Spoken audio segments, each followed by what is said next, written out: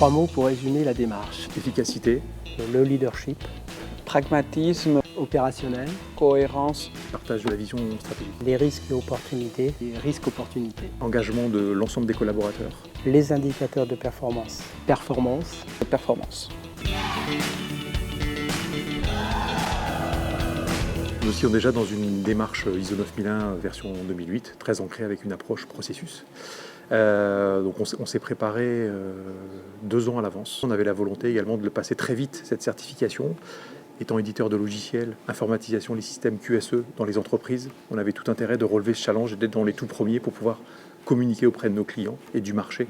Les changements de la version 2015 nous ont permis de mettre en place un système de management simple, à l'image des valeurs de BIC, et qui correspondent aux besoins de l'ensemble des acteurs de notre société. C'était la première expérience donc, de certification. Nous sommes partis d'une feuille blanche.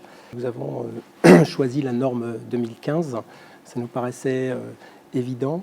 Nous n'avions pas d'historique à gérer et c'était plus simple pour nous de mettre des outils de management du système de la qualité directement en lien avec les exigences de cette nouvelle norme.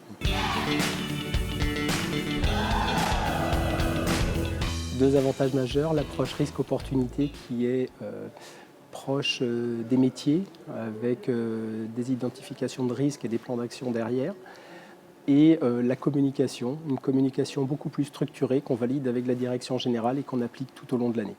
La norme ne regarde pas que la partie de gestion des risques, mais met de l'importance à identifier les opportunités qui permettent de mitiger les risques, mais aussi l'opportunité qui gît dans les sources d'incertitude et de volatilité actuelles.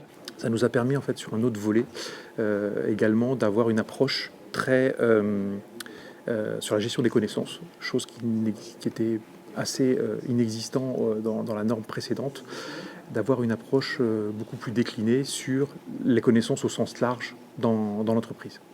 Quand on voit ces orientations majeures que sont par exemple cet axe performance, ça simplifie évidemment cette appropriation par les salariés. Ça donne les outils aux pilotes de processus de pouvoir piloter l'efficacité et la performance de leur processus.